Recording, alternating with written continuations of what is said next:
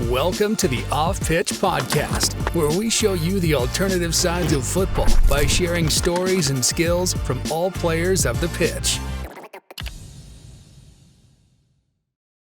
Okay, guys, we are back with another episode at the Off-Pitch Podcast, and I have no other than Spinny Vinny with me, all the way from New York. Yes, thank you, Tobias, for having me. It's really a pleasure to be here. It's so good to see you again, and also just to see the scene, but you came all the way from New York. Wasn't that a struggle, or was it okay? Well, first of all, last year, I really wanted to be here, and it was impossible. There were no flights from the U.S. to Europe, and this year, in the months approaching, I was just praying and hoping that they would, lift the restrictions on entering Europe from the United States. We're lucky enough in the United States to have quite a bit of vaccination going on, and I was fortunate to be able to get vaccinated, so I felt like it would be safe for me and my family. That's another thing that, many people have to consider, not just can you get in, but am I putting anyone at risk, undue risk? So I decided it was worth it. There's always going to be some risk in life, right? I decided it was worth it. It was like a 15, 16-hour trip to get here. I got here in the evening, and this, it might be cliche, but you know how it is. Even if you haven't slept in 24 hours, when you get to Super Bowl, you just can't help but taking your ball out. Definitely, but that's also one thing I want to talk to you about, because this podcast is actually talking to freestylers about how they train, how they think about different things. So I've been speaking to Philip a little bit about how to be creative when he's training, and Brinjar and Ireland, how they structure their training. And with you, I want to speak about creativity and how you think when you're training, but also how you get all the energy. Because, to be honest, when we meet up, I know that you don't see me, for example, stop freestyling all the time. And when I started freestyle at Super Bowl as well, I was training from the morning until the cramp was taking me. And that's kind of what I feel like you're doing. Yeah. But maybe I was more into, lowers, and the cramp was taking me. You're more vibing, talking to people. Yeah. You're, for me, a true example of what freestyle can be. And I really enjoy to see you just around, because you give such a good vibe. And that's a little bit about what I want to talk to you about, how you train, how you think, and because it seems like it's very social for you. Yes. I think it's important that you recognize your personality and kind of what you need to be happy and to be the idea of spending 4 hours by myself trying to land a trick. I could do it maybe if I forced myself, but it would be for me like it wouldn't be optimizing kind of my personality. So when I'm around people, I really like to exchange ideas, and I really like to find out what other people's mindset is and to kind of play. And this is something that kind of goes counter culture or against the grain a little in freestyle culture, but I really still prefer the word play over training, even though I understand what people mean when they say I'm training. Yeah. This is like the Spinny Vinny way would be, if you're not incorporating play into your trainings or into your sessions, you're not listening to music or interacting with other people or laughing or taking a break, then you're risking burnout. You're really risking burnout. And I think more people should think about it in that way. And for me, myself as well, I would almost say that I'm the opposite of you, but I'm trying to be more you, because you give me your pale and I'll give you my vibes, and then we'll be good. No, but I really like that that mindset, and also just like you said, the play part for me is also just because I'm in many ways opposite, because I could stand for 4 hours just to land a trick, and I do actually also enjoy it, because for me, freestyle is a lot of, now at least, it's kind of like a meditation, like we talked about earlier, standing there, listening to music, just, get my mind off other stuff, because my mind is always running all the time. But I wish I was better, and I felt I was maybe a little bit better before, but to just go in a circle or meet some guys, stand there, vibe, try a new trick, and don't think too much about that I have to perform all the time, because that's maybe I think many people experience, including myself. But it seems like you don't really put that pressure or feel like you have to perform. It's more about just the process, learning, having a good time. If we think about meditation, I think it's interesting that in Western society, we kind of think about meditation as something that happens like either when you enter a certain space or you do it for like a fixed amount of time. But if you talk to some of the meditation masters, the Thich Nhat Hanh, who's from Vietnam, like famous meditation master, he talks a lot about walking meditations, hugging trees, meditating in washing dishes as a meditation. Yeah. So I kind of like this idea that although, yes, you can be training, a specific combo, and it doesn't have to be lowers. It could be a upper combo or a lower combo, a transition. But those 2 hours that you're training, for me, the freestyle doesn't stop when you finish. It extends into the rest of your life. And so by that, I mean, if I'm sitting down and watching Anas, like Pana player from France, warming up or playing a Pana match, and I'm seeing the new movements that he's doing, it's like this is part of my freestyle training. Listening to people talk about how they understand freestyle or what's important to them, or watching other people train. Like, it's all part of it. It's not just when you're doing your thing. Now, the practice, your practice, the physical practice of creating movement with your body, I feel like is a unique and special thing. And I would never say that, just watch a lot of freestyle videos and you get good. Like, no, of course not. You have to, it's a doing sport. Like anything, like language, you can listen to a language for a long time. I can sit in Chinatown in New York City and listen to Mandarin every day and not learn anything, because you have to do it too. Yeah. So I feel like it's that interaction or interplay between thinking, reflecting, doing a lot, trial and error, talking to people. If you can't figure something out, looking for solutions, not just within yourself, but like within the community.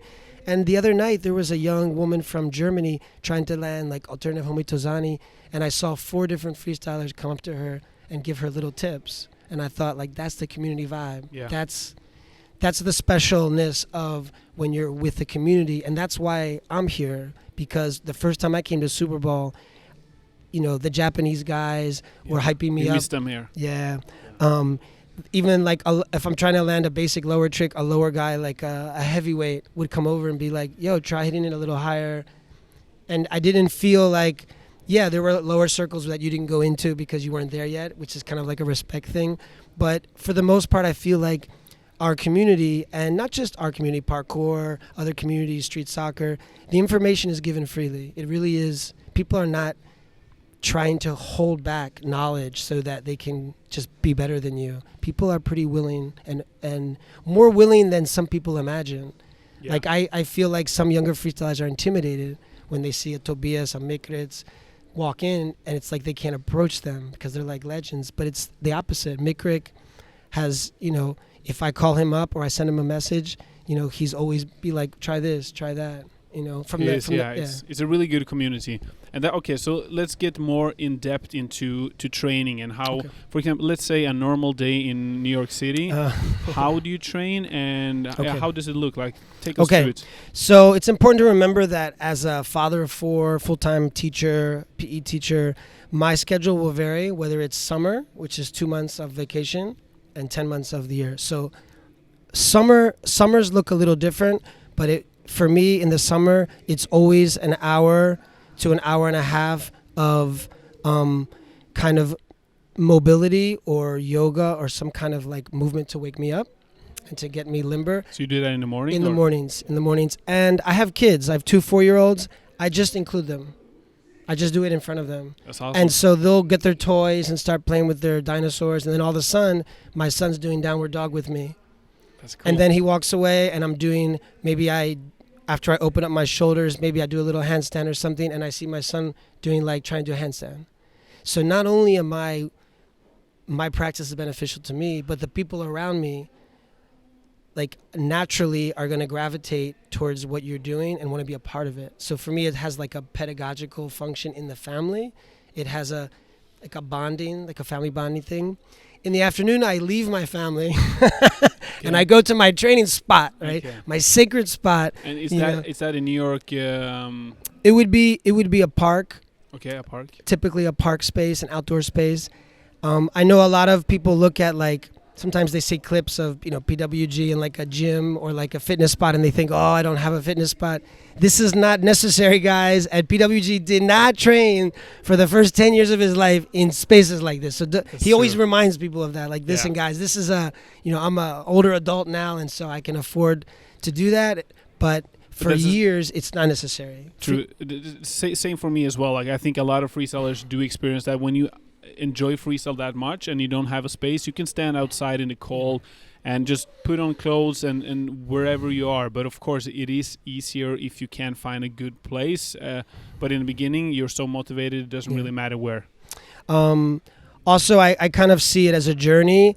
If you're just beginning to begin your practice, your focus shouldn't necessarily be on ideal conditions. It should more be about access and being able to do it. So, can I come with yes, one thing? please. Sorry, I remember talking to Mikris about this because he also told me that he was on purpose training at difficult spots and let's say the floor or the ground is not perfect, smaller spaces, because then he was preparing himself, and if he could land something there, then he should be able to land it everywhere, and it should be much easier on stage. It's funny you say that, because I don't know if you remember Red Bull China. There was it was raining, and I remember Brynjar and McCrick were battling, and I don't know if Brynjar he was slipping a bit, and you could see it just really destroyed his freestyle. And Mikritz did his was able to adapt and able to adjust to a slick condition, and part of it I think is that he had always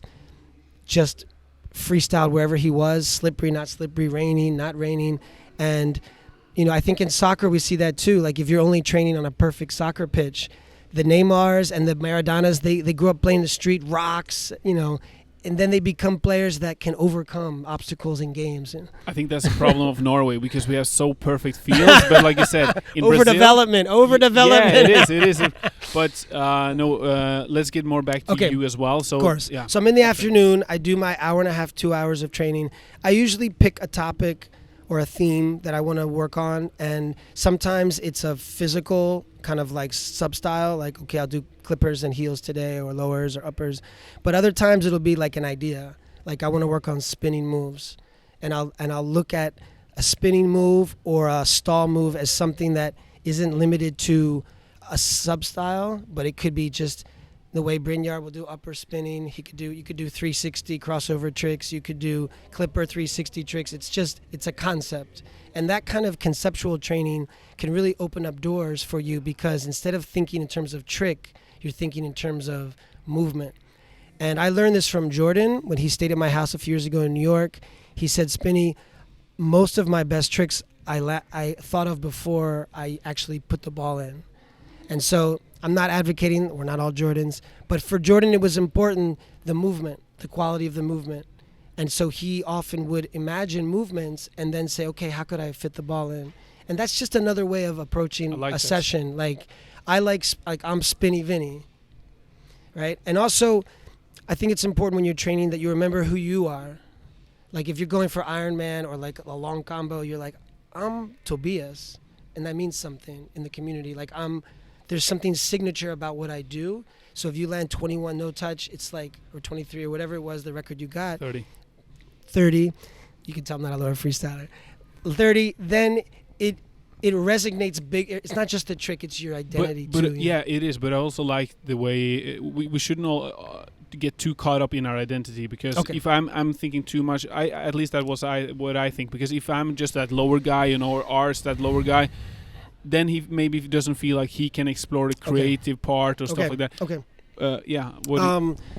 Well, you should also know that there are days when I just do straight lower session. Now, no, but I've seen you do lowers and lemons and stuff like that. Yeah. So I may not go on stage and feel like the lower is going to be the ideal expression of who I am on stage, but training lowers for me has taught me like many things. One, like style, consistency, persistence. Like, there's so many values that lower freestylers embody, and that carries over and transfers to other disciplines. So if I'm working on a clipper combo or something that I'm trying to kill a beat, the lower part of me says it should be clean, it should be executed cleanly, and then the musical part of me says it should interact with the music, and then the fashion part of me says it should vibe. And when you mix those three, like the Yuri Camalios or like people who are stylish and they have good execution, that's when I feel like you're actualizing like the most expression and most potential like in a performance setting. So I would say every style, if you're not a musicality person, it doesn't mean you should turn the music off or never interact with music. I think that's a bad approach. I think you should always try to take what you can from other people's approaches and ideas and incorporate them into your training. Finally, lastly, it's nighttime. It's 9 o'clock at night. My kids are finally asleep, right? This doesn't apply to some of the younger freestylers, but for those of you who have jobs or school or all of a sudden you're like, oh, it's 11 o'clock, my body's tired, I can't do anything. No, you can do a lot. At 10 or 11 o'clock, sometimes I'll watch a movie, top head stall. Maybe I'll just stretch. I'll do mobility again. Maybe I do barefoot juggling, sit down barefoot juggling. I know a lot of freestylers like Ricardinhos and guys who live close to the beach or like they juggle a lot barefoot and then you see them do like a Scala or Eldo barefoot. You're like, well, how do you do that? You know, and it's like, well. Or soul stole. I think soul stole is. It doesn't want to stay on, right? I know, it's so hard. I saw Lubin from France today. He loves to take his shoes off when he's chilling. It just feels good for him to have his feet like connect. It's also good for your feet to take your shoes. Shoes are kind of bad for you sometimes. Like you're saying people shouldn't buy 4 freestyle shoes? No. You just take them off when you're done training and let your feet touch the ground, right? Because they can get really smelly. Take your shoes off and maybe, and some of the older Polish guys, it's the same at night. Lower the intensity. Don't be trying to land combos or like that. There's a time in the day for that specific kind of training, but there's also a time for, once again, for soccer, tennis, or for something a little more playful. And that can almost be like a way that you can relax into the night. And then, plus you don't want to hype your body up before you go to bed. I think that's a really good point. And just like you said, you know, some time of the day you can use for actually trying to land combos or getting hardcore into lower body tricks, stuff like that. But other times it's more, like you said, about just that repetition, trying new stuff, like letting your body just getting used to new movements with the ball. I just want to go back before I forget about it, because you said that before the session you try to pick a theme or something you want to do. Is it because I spoke to some of the other freestylers and some of them say that they have, not that I don't have any plans, but they look into how they feel that day for the warm up, and then they decide what to go on. When you're 45 years old, you have to do an examination of how your body is before you jump into anything. Now, if you're 18 and you're doing like hardcore lower, you also have to do the same, because you're putting a lot of a lot of pressure, or you're putting your body through a lot of stress. And so I think it is important to kind of reflect as you're warming up, what do I feel like my body kind of wants to do today, and what would be the best for my body. If you're feeling like your groin is a little bit tight, is now the time to do all maybe some more soul stuff. And so the thing about themes is that you can adapt your theme to also how you're feeling, So if I go in, sometimes I go in just open, like whatever happens, happens. But if I go in and I say, you know what, I really haven't worked on combining upper and clippers, which is like, it's more of a conceptual thing. Like not many people are doing a hard upper trick to a lower or to a clipper trick. So I might explore new territory. That session will look very different than getting a hop to world record. Because a hop to world record is really cardio, it's really intense, and after you're done, you're like, Alex Mendoza used to say, I always want to feel like I've had a session, and the only way I could do that is if I've been doing lowers, But the advantage of doing a more conceptual session is that, it's not as taxing on your body, but it requires a lot of thinking. It does. And it can be mentally exhausting to be like, wow, like, if I do this chest roll and then I spin and then I do a pancake and I do a transition, but then I can't get, then I can't get to the ball. And it's a lot of stopping and starting. So I feel like my sessions will always be mobility, a session, and then some kind of like chill activity, especially in the summer. If I don't have 3 moments of the day to train and maybe just 1 or 2, I might take a lunch break at school and I might do handstands or some stretching. And then after school, I might do an hour-and-a-half session before I go home. I used to train in the subway on the F train. Yeah, like, that was what I wanted to talk to you about, because I've seen some videos from you in the subway there. But how is that? Not that it's not possible, but isn't it crowded with people? So in New York City, in every subway train, you're gonna find that there are like little platforms to the side where people they wouldn't pass through because it's like in a corner. I don't know if you remember, but you'll find like corners, and you can New York's kind of dirty. Like, let's be real, it's kind of like a dirty city, especially compared to like Scandinavia or something.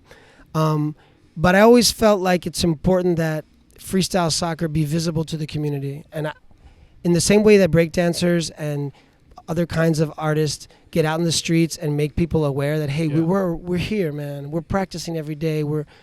And people come up to me and they'll, even if they're not giving me money, they'll come up and be like, it's nice that you're doing that, or what is that? Do you put out your hat, or? Sometimes I put a hat out if I'm doing more sets that are like more performance. Yeah. If I'm working on a specific trick that I'm dropping a lot, I'll kind of turn away from people. Yeah. But if I want to touch people and reach out, I'll put music on, like in the background, and I'll do more flow, like low risk tricks that I can put together pretty easily. And I think of it as like I'm on stage and I'm battling. Yeah. And I think this is something that I want to definitely get in this podcast, and that is, guys out there, please, if you ever plan to get on stage and perform, even if it's a competition and be in a battle situation, if you never practice being under the same conditions, meaning you can't use your hands, you can't start over, you have to keep going, you only have 30 seconds. If you never train to replicate those conditions, you're never going to be comfortable, and it doesn't make a lot of sense. If you're a musician and you just practice scales, you can't expect to get up and play a song. You have to practice songs. So for us, a song is a set or a flow. That's a song, and you have to look up and imagine there's an audience. Imagine there's someone in front of you. Yeah. Get a friend. Get a sibling. Get a parent.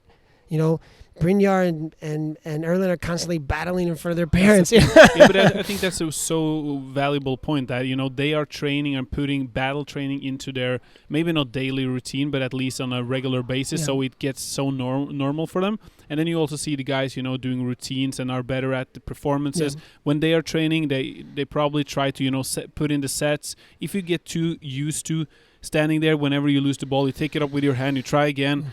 Then you never, like Michritz, which he's so good at it. He can drop the ball, and people think that, he dropped the ball. But then he surprised you because he knows how to get out of that situation, and he makes that even better moment for people, because it's like they expect him to lose the ball, but then he actually recovers and makes it even a better moment.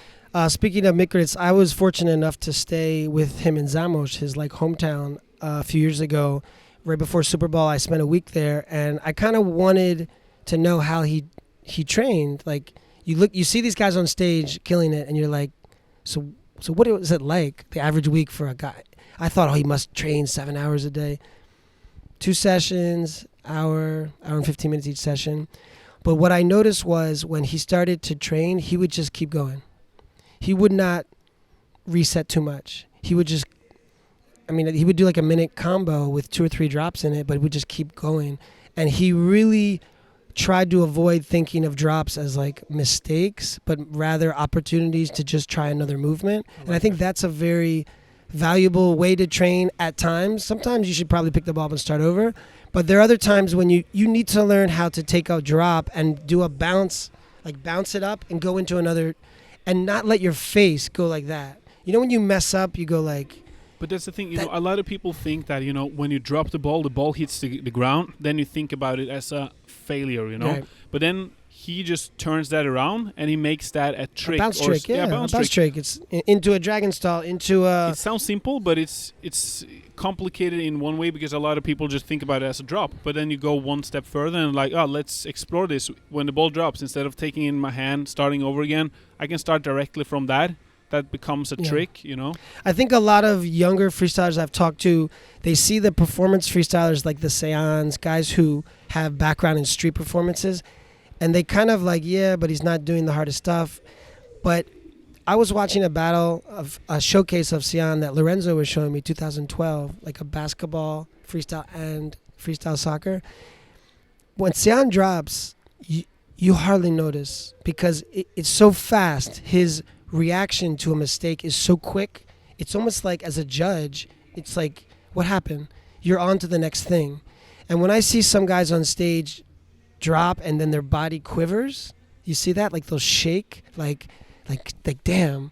And then their next touch is also shaky before they kind of get back to their 3 or 4 touches. Or they even show it like with anger or something on stage, you know. They make a point out of it, you know. That's not good. This is like my wife's a dancer. She's told me that even at the highest level of dancing, people screw up. Like the greatest dancers in the world make mistakes.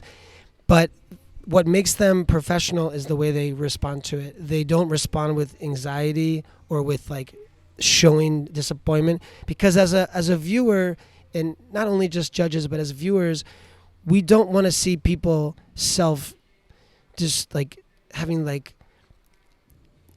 kind of falling apart mentally on stage. It's difficult to watch. It's painful as an audience to watch someone kind of get disappointed on stage. We really want to see people put out their best performance no matter what it is, and really, you know, kind of show their best self. And I think you can train that. Like you can literally train it. Like people think it's like it comes natural.